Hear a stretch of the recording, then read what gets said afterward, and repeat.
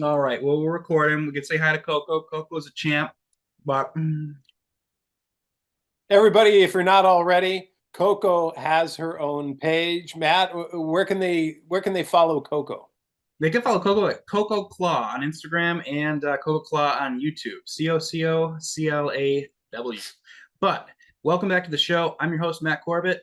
And let me tell you guys, you don't want to miss this. Today we're doing a full NCAA March Madness tournament bracket. And John Patterson's here with us again, of course. And this is the guy who predicted Ohio State versus Notre Dame in the championship of college football. He also knew the Eagles were going to blow out the Chiefs.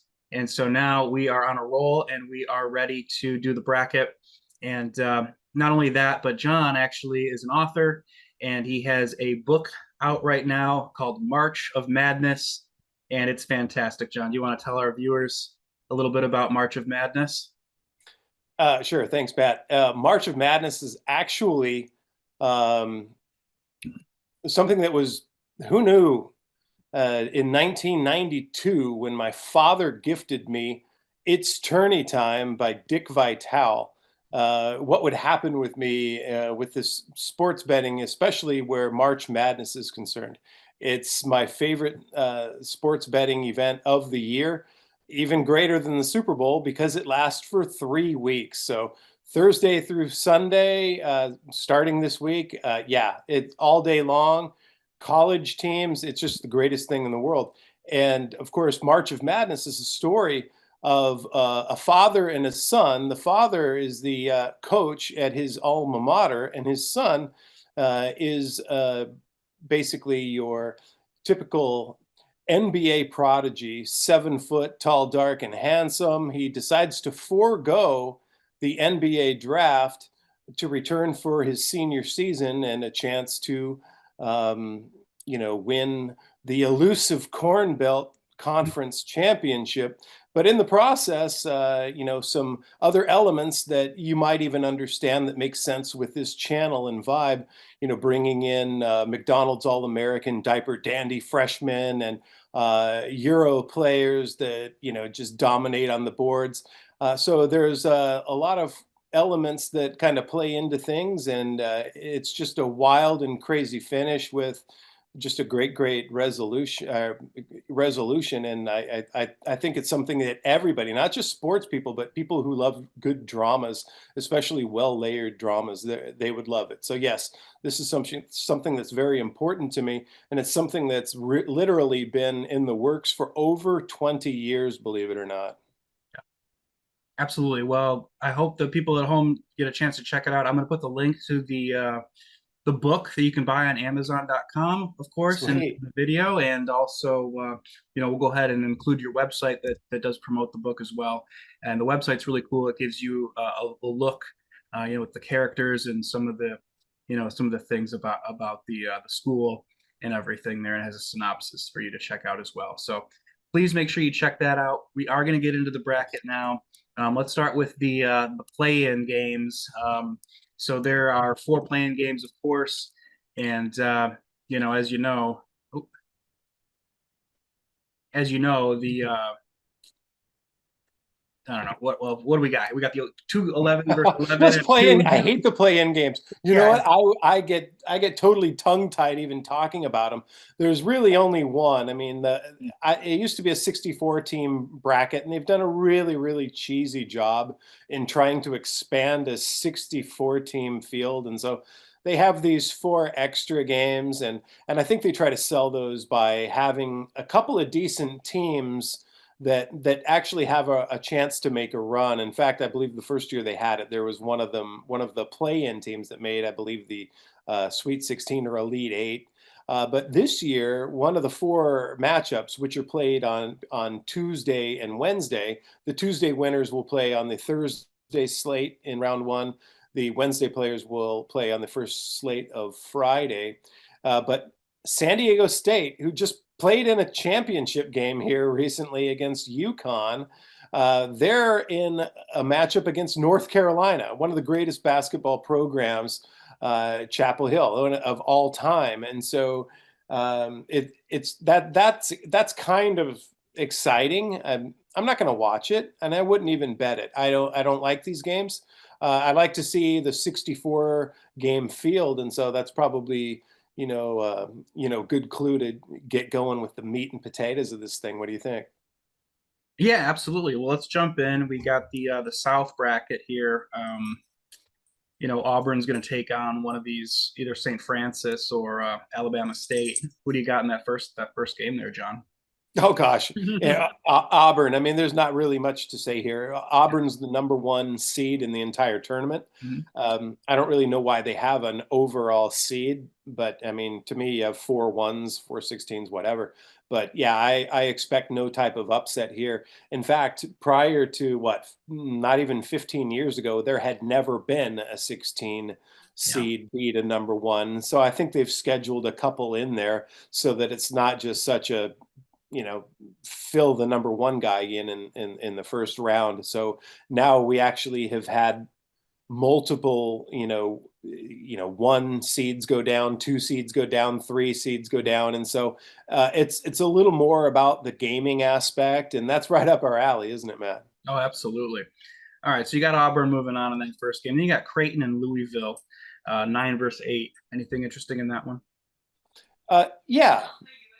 Louisville, we should say. Louisville. Louisville, I don't like at 8. I believe that they're being suppressed a little bit. You have to understand this is the team that finished the season as the 13 seed in the country. So if there are 4 brackets, wouldn't it stand to reason that the 13 seed would be at least in a 3 or a 4? That would Maybe be a 4 number seed one. at max 5, but they're in 8. Hmm. I Creighton is really interesting, and if it's okay, I'd like to take a quick second. Mhm. I actually had written my first draft. It was originally a screenplay, March of Madness. In fact, it wasn't even called March of Madness at the time. It was called A Close Shave. That's But right. the father-son dynamic, after I wrote it, later on, we actually did have a father coaching his son, and this is the McDermott family. Doug McDermott at Creighton, they were a mid-major back then, I believe, in the Missouri Valley Conference. They became a big thing. He became a pro with I believe he ended up with San Antonio and whatnot. But we've already seen the father-son thing happen, and so that's really kind of interesting. However, Louisville 8-9. What's interesting is the winner of this gets to play Auburn, and so Louisville being bumped down to 9 makes me want to upgrade them a little bit. I think I like them to win. I think that it might even be bounce Auburn time. Auburn has been, Hmm. shoved in our face all year long, and Hmm. so I'm going to take Louisville in that first round, and we probably don't even need to walk through all of these rounds. But yeah, Louisville's a potential second round upset of the number one Hmm. seed. Interesting.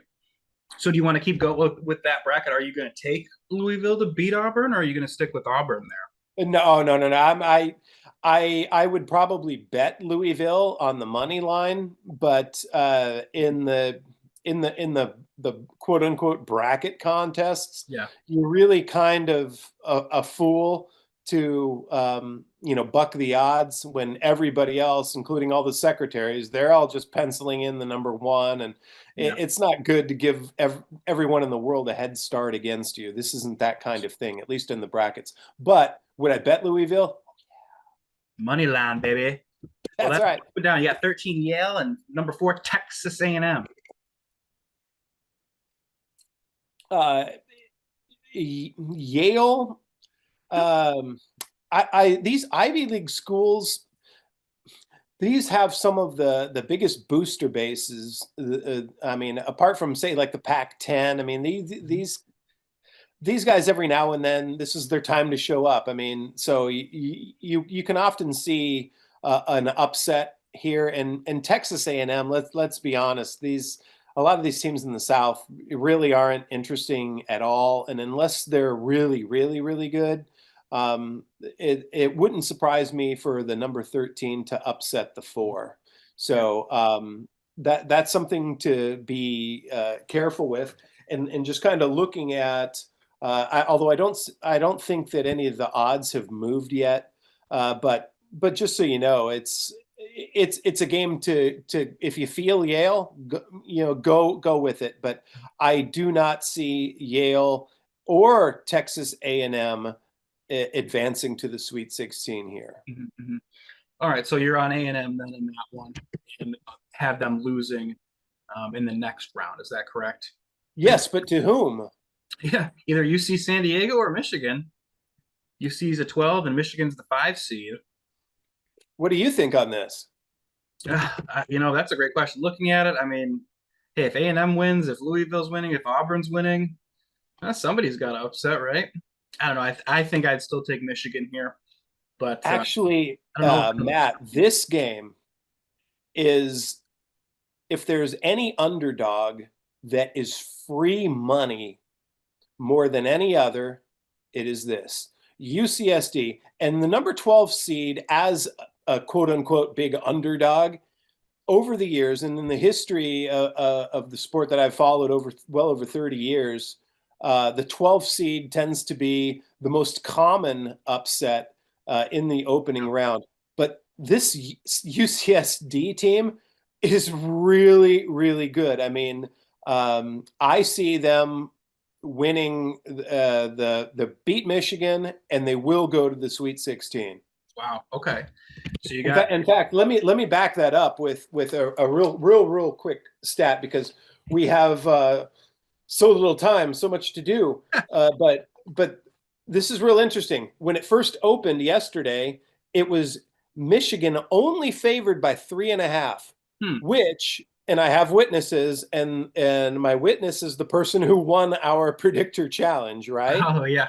And I said, no, it's going to be a 3.5 point spread. And I even predicted that they would be the team that played once they announced Michigan. I said, oh no, this is going to be it right here.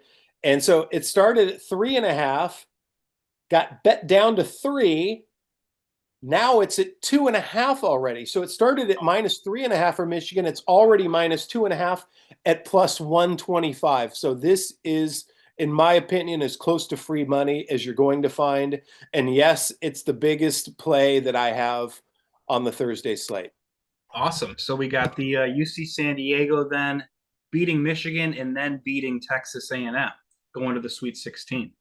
Yes, sir. And this has nothing to do with me being a homer, because the UCSD Toreros, I'm from San Diego, spent the first 34 years of my life, my entire family is there, Yeah. but has nothing to do with that, because the Toreros have never even been in the tournament. They're not synonymous with college basketball. I mean, USD, yes, San Diego State, obviously, they just played in a championship, but UCSD has never been there. But this team is good. Yeah. All right. Well, tell me about Ole Miss. Are they playing UNC or San Diego State? Does it matter? Like you said, San Diego State's been to the dance recently. UNC, one of the greatest programs ever. Pretty much we were on Ole Miss to get through this, or what do you think, John? Um, well, we spoke a little bit about this earlier, because Yeah. Ole Miss, the 6 seed, plays the 11, which happens to be that aforementioned play-in game between San Diego State and North Carolina. So Ole Miss has played pretty well, but they're not really known as a basketball program. Right. And they never really were as a football program. Sorry, Eli, and sorry, Matt, because I know that I picked them. I picked that's them in one of your college big football. teams. Yeah. But I see them losing to either North Carolina or Wow. San Diego State. Nice. Very interesting. Okay. Um, so where does that put us? So then if we want to move down to the Iowa State and Lipscomb. 3-14, I really don't care. Lipscomb, it's their second time in the tournament, but that doesn't mean anything. It just means that they play in a really, really weak conference, and Right. someone has to go, and that someone happens to be Lipscomb. So, yeah, Iowa State as a 3 seed, they're a good team. They really are. But again, they're Iowa State. I mean, Interesting. so again, whoever wins that walk-in game, don't be surprised to see them actually make the Sweet 16. And so, yeah, Iowa State, Lipscomb, nothing much. Cool, cool. So whoever walks in there then and beats Ole Miss, you think Iowa State plays them, and you think that team, whether it's UNC or San Diego State, goes ahead and beats Iowa State? Yes, but to be honest with you, I wouldn't touch Iowa State either Yeah, because teams that are gonna lose, the only question is which round do they lose? right. Yeah. So this is a tournament that sold itself over its years with these first round upsets, and so not that I'm predicting Lipscomb. In fact, I believe that the money's kind of going away on them. The early Dude, money, I do fucking believe, Lipscomb. Lipscomb. Lipscomb. Don't kiss anyone with Lipscomb. Yeah, you don't want it. They're going to the fucking Elite Eight. Lipscomb. Cinderella Yeah. story. All right, number Then you know what? I'll rest on that. yeah, Let's talk about Marquette, New Mexico. yeah, 7 versus 10. What do you like? Well, this one's interesting because it's actually interesting for a couple of reasons. Number 10, do you know who the coach is of this 10 team? New Mexico. No, I don't. I'm sorry, I just lost my page. Pardon me, people. But yeah, New Mexico. Rick Pitino. Wait, I thought he was the St. John's coach. Oh, it's his kid, Richard Pitino. It's his team. They're the number 10 seed. There's not a lot of difference between 10 and 7. I mean, 8 and 9 is basically a coin flip, right? But 10 and 7, you'll often see upsets because it just sounds so much more grandiose when a double-digit seed, drops a single-digit seed. So Marquette is strong. Obviously, they're in a strong conference. They play a lot of big games, big teams. They've won big games against big teams. But I'll take New Mexico. Cool. Interesting. And then you got Michigan State the 2 against the 15. Bryant. You Izzo for Shizzo, my Izzo. Yeah. Well, actually, let me say something. I mean, I love Tom Izzo. I love Michigan State. I mean, Michigan State actually started in 1979, my love affair with this tournament when Magic Johnson beat Larry Bird in the finals in Indiana State. But this and Tom Izzo's won a couple of championships since then, and every year they're really good. They seem to make the Final Four in the top 5 of major conferences. But I have a thing for teams you've never heard of, for schools you've never heard of that have alliteration in their name. Oh yeah, the Bryant Bulldogs. Boy, does that just sound like a story? The double B? Oh, that's a Cinderella. Yeah. I can see the Bryant Bulldogs upsetting Michigan State and shocking the world. Either Lipscomb or Bryant has to win. Like it has to happen, right? There's going to be games like this. There has to be, because that's what makes this such a loved tournament. Now, am I saying they're a better team? No, I hadn't even heard of them. I mean, I've looked at their schedule now and seen the team. Come on, but yeah. Bryant Bulldogs. So this one will be on upset alert, I would imagine, throughout the whole game. And Tom Izzo, he's a gamer. I like Tom Izzo. I'm a big fan of his. But you know what? Who knows? The little guy, the David, can always get up for the Goliath. And this is the one game. And again, it's because of the alliteration. It's a stupid reason, I know, but crazy enough to work. It's just crazy enough to work. All right. That's so for your bracket purpose, are you actually going Bryant, or are you just throwing a money line wager on Bryant? Bingo. You just said it. Yeah. Well, I mean, nobody's going to take Bryant. I mean, yeah, nobody. But you can still money line that thing. And so when you can turn a hundo into, nearly $1,000, do it.